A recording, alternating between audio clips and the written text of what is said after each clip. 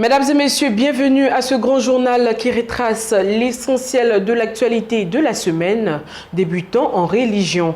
La mission chrétienne Réma a organisé un séminaire intitulé « Évangélisons selon le Maître », initié par l'apôtre William Wensou et animé par le révérend Ouedraogo Mahmoudou. Ce programme avait pour but principal de rappeler aux fidèles de la mission le devoir et la responsabilité du chrétien face au salut des âmes. Ce séminaire fut un éveil de conscience pour tous les fidèles. Reportage Benito V. Bénin.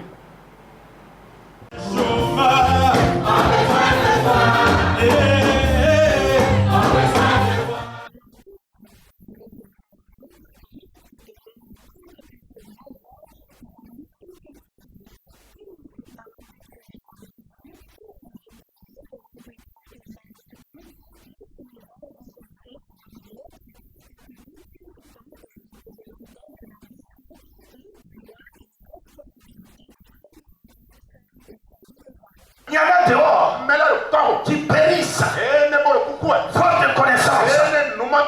Toi tu viens ici. Tu prends cette connaissance. Tu la gardes avec toi. Non mon frère et ma soeur. Lève-toi. Sors. Et va. Libérer cette connaissance là. Pour libérer les autres personnes. Les amener dans cette église. Ça c'est ton devoir. Ça c'est ta responsabilité. Tout le monde doit évangéliser. Tout chrétien né de nouveau doit proclamer Jésus-Christ Seigneur dans les rues, dans les quartiers, dans les kiosques, dans les marchés, partout, en prison, dans les hôpitaux, partout.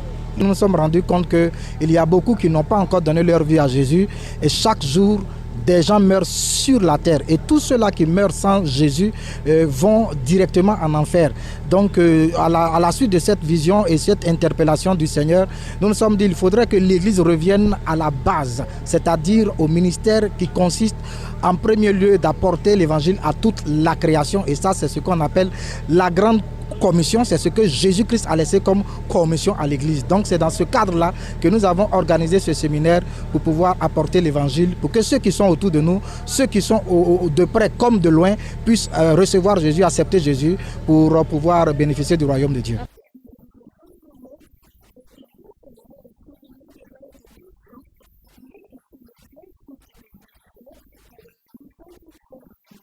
À la suite de tout ce que nous avons entendu, nous avons tellement été impactés, nous avons été nourris et nous avons vu une onction spéciale qui s'est exprimée dans le cadre de l'évangélisation. Donc cela déjà suscite en nous l'engouement de pouvoir commencer le ministère et l'œuvre de l'évangélisation sur champ.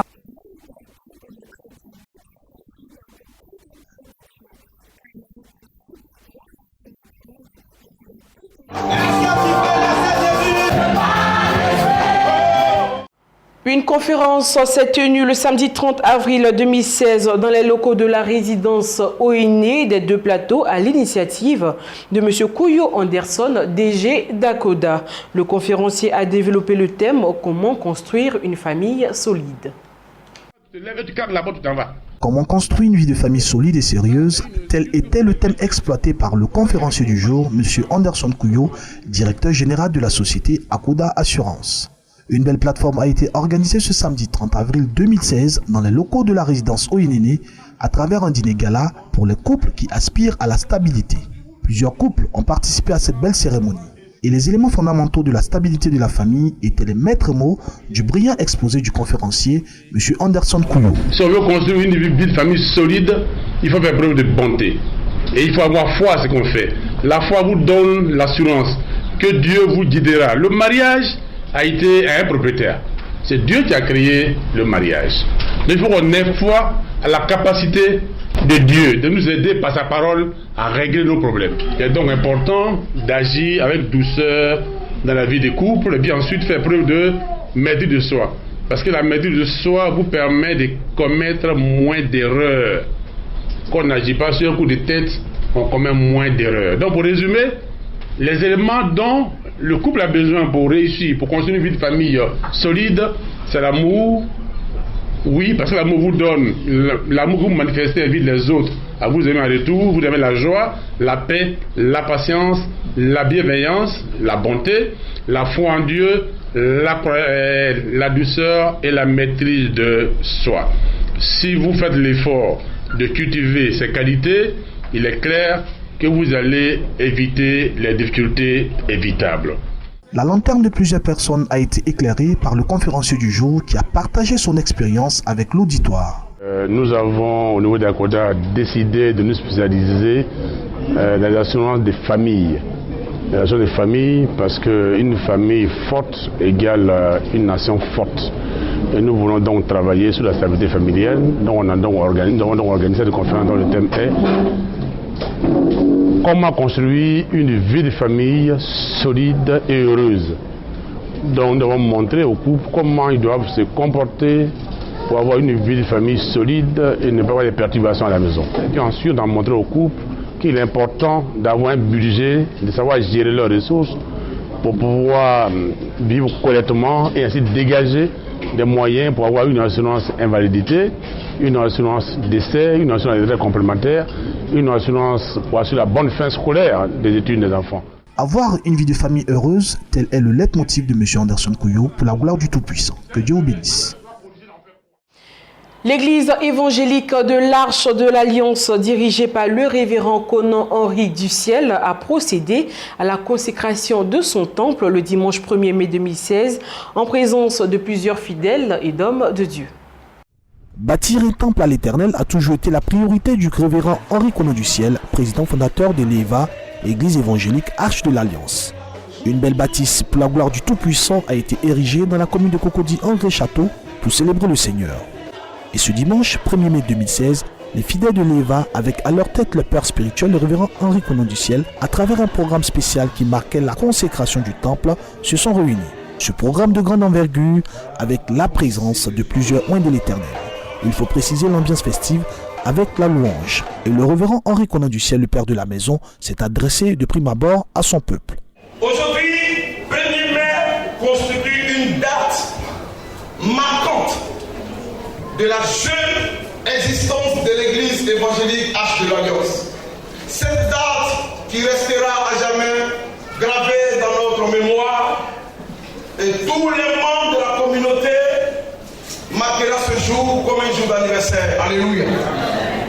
En effet, depuis le jour où le Seigneur m'a communiqué cette vision jusqu'à ce jour, j'ai été combattu de toutes parts. Mais je suis resté concentré sur ce que j'ai reçu de la part du Seigneur Jésus de Nazareth. Pendant que mes détracteurs s'agitaient, j'ai reçu tous des soutiens de poids dans l'accomplissement de cette vision. Je voudrais donc profiter de cette cérémonie pour rendre hommage à toutes ces personnes qui ont eu confiance en moi, et moi aussi j'ai eu confiance en eux, qui m'ont tendu les bras et qui ont crié en moi, qui sont investis dans ce ministère. Et aujourd'hui, nous sommes que, cette fois-ci, je ne dirais pas que nous voulons nous reposer, c'est maintenant que le travail a commencé. À la suite du révérend Henri Conan Duciel, l'invité spécial, le bishop Jean-François Komoé, a donné les oracles du Seigneur. Ces rêves-là tardent parce que ceux qui sont au contrôle de la famille ne sont peut-être pas les bonnes personnes. Mais nous prions que Dieu fasse quelques changements. Afin que cette famille qui croit qu'elle ne peut pas prospérer se rende compte que Dieu est capable de la conduire dans la prospérité. Tout dépend du porteur de rêve. Et voici un bon porteur de rêve. Tu peux parler, aller dormir, quand tu reviens, ta parole est devenue chère. Ta parole s'est matérialisée. Ta parole est devenue plus vraie que toi-même tu ne pensais. Béni soit le Seigneur pour ta vie. Cette belle cérémonie s'est achevée par des moments de bénédiction à l'endroit du révérend Henri Conan Duciel. Dieu va élever le niveau, la barre de ta sagesse. Tu arriveras à conduire des grands, à conduire de grandes visions et de grands chantiers. Tu vas fouler des nations. Sois fort. Le collectif des pasteurs protestants et évangéliques de Sikensi a organisé un concert de louanges et d'adoration le dimanche 13 mars dernier en vue d'impulser le développement de leur région. Seigneur, que ton règne vienne, tel était le thème qui a rassemblé de nombreux chrétiens dans cette petite localité dans le sud de la Côte d'Ivoire. Pas de danse et de réjouissance d'une foule en liesse pour rendre gloire à Dieu. À l'appel du collectif des pasteurs protestants et évangéliques de Sikensi, la COPESIC, de nombreux chrétiens ont pris d'assaut l'esplanade de la sous-préfecture pour communier avec des chantres de Dieu. Placé sous le thème évocateur « Seigneur, que ton règne vienne », ce concert qui a vu les prestations fort appréciées de groupes musicaux et chorales ainsi que des chantres de renom avait pour objectif d'impulser le développement du département de Sikensi. Pour le président du collectif des pasteurs protestants et évangéliques de Sikensi, le pasteur Yoboué Eugène, ce cadre d'adoration et de prière est aussi un moyen de réconciliation et de renforcement de la cohésion sociale au profit du développement. On aime Dieu, il ouvre notre esprit, il nous montre que notre semblable est l'image de Dieu et on apprend à l'aimer, on apprend à le supporter, on apprend à l'accepter, quelle que soit son origine. Et en Christ, il n'y a plus de Grecs, il n'y a plus de Juifs, il n'y a plus de Baoulé, il n'y a plus d'Ayoukrou, il n'y a plus d'Adiki, ni de Mossi, ni de Gagou, ni de Guéré, tous sont un en Jésus-Christ. La paix est là déjà. Donc on peut se fusionner dans le creuset de Jésus-Christ, la paix s'installe dans nos cœurs et autour de nous. Nous devenons donc faiseurs de paix. Et Jésus dit, heureux ceux qui font la paix, parce que le roi des cieux est à eux. Alors si on a Jésus, la paix sera en nous et on pourra facilement se réconcilier avec notre frère. De nombreux cadres et officiels de Sikensi n'ont pas voulu se faire compter ce concert à la gloire de Dieu. À l'image du sous-préfet Mme Blé Julie Béasiki et de l'ancien ministre Yed Angoran, ils ont esquissé des pas de danse.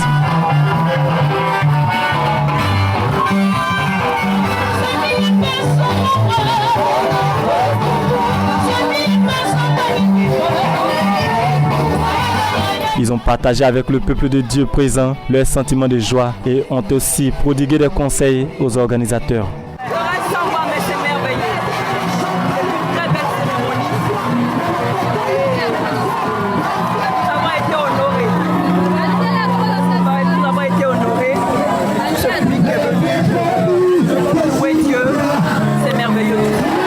Seigneur, que ton règne vienne. Ainsi, la ville de Sikensi, conduite par ses autorités ecclésiastiques et administratives, a adoré l'Éternel pour appeler ses faveurs.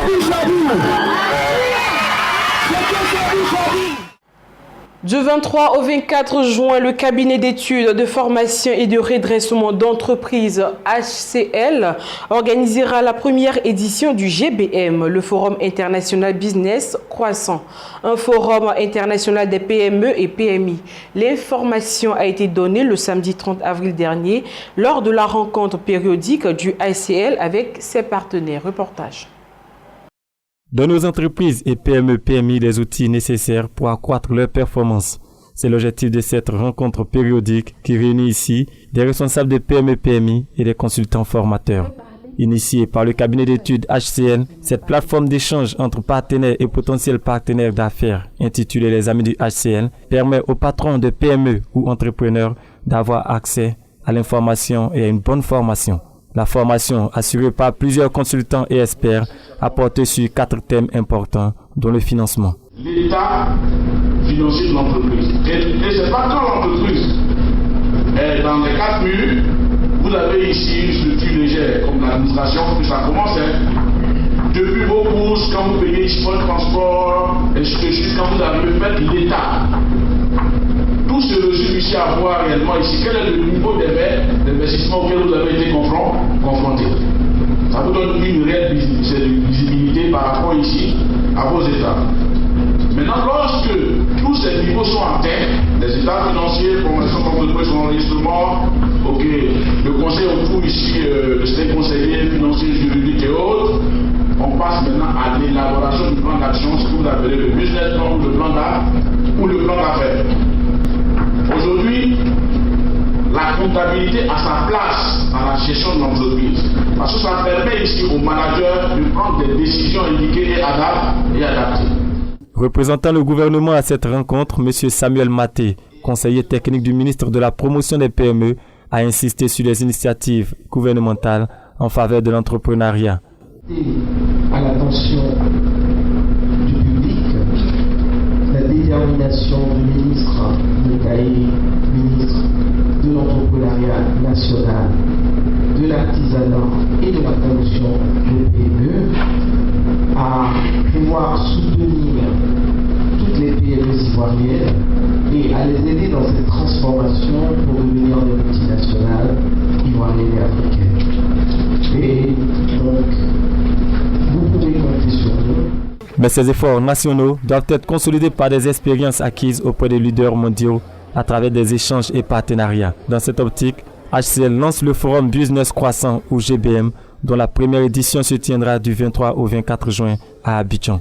GBM, pourquoi? Parce que GBM, nous voulons former et développer le potentiel d'au moins 1000 professionnels et dirigeants d'entreprise chaque année en Côte d'Ivoire et à travers la Côte d'Ivoire.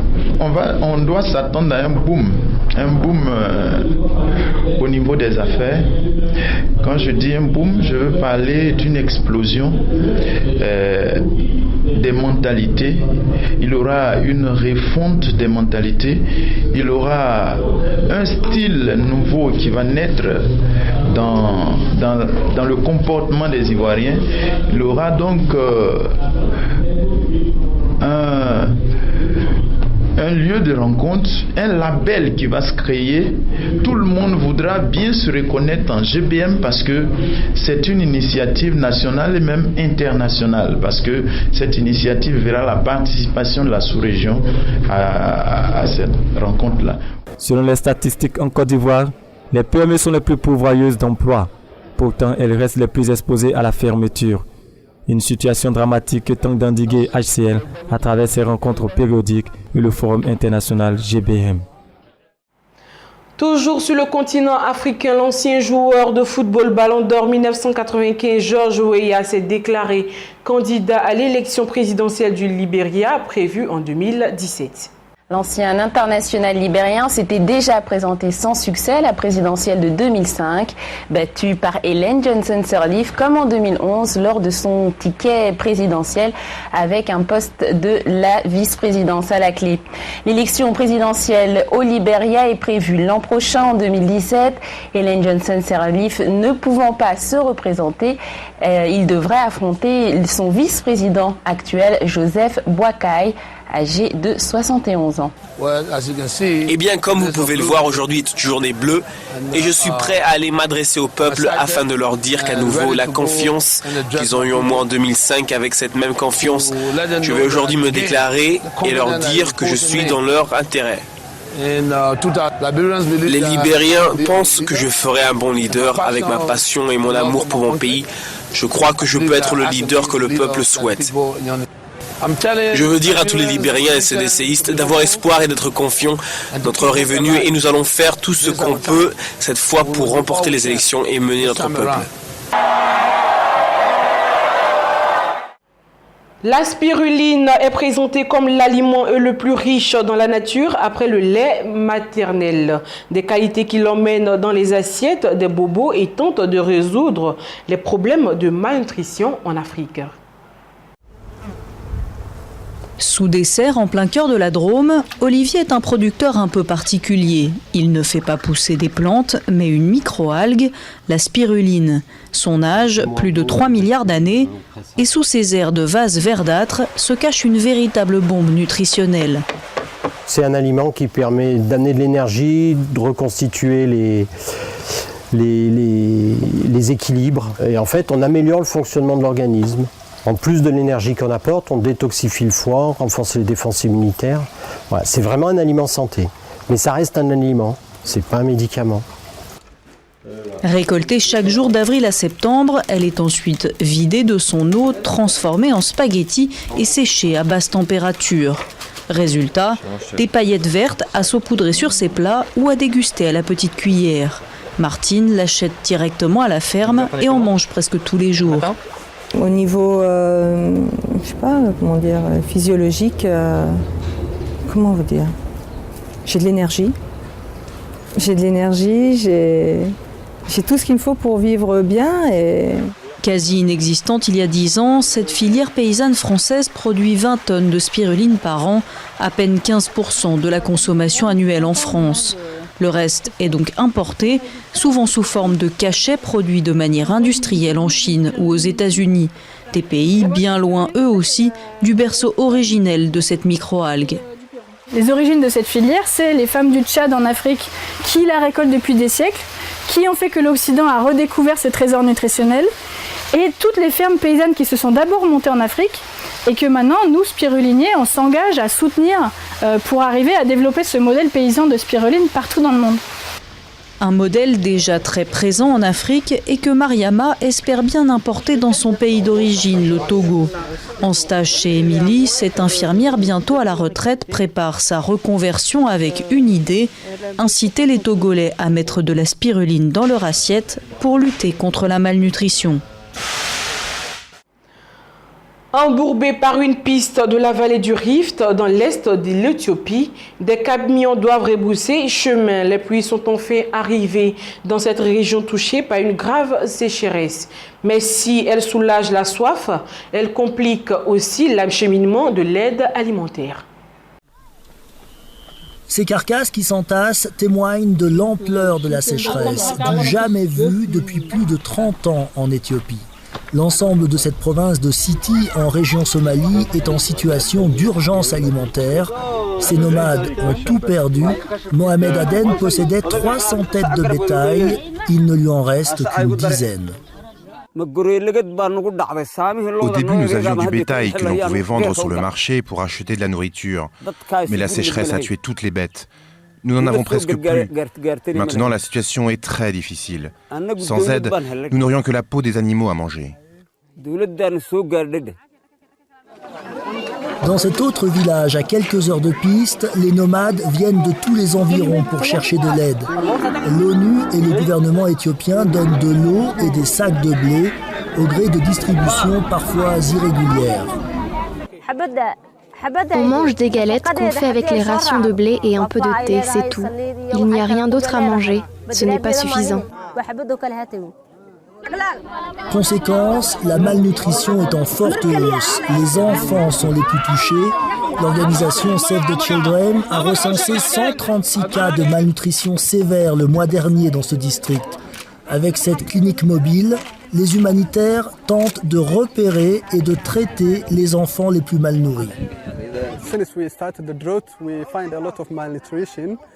Depuis le début de la sécheresse, nous voyons beaucoup plus de cas de malnutrition. Nous leur donnons chaque semaine des suppléments nutritionnels. Certains enfants retrouvent un poids normal, mais d'autres doivent être envoyés dans un programme de stabilisation.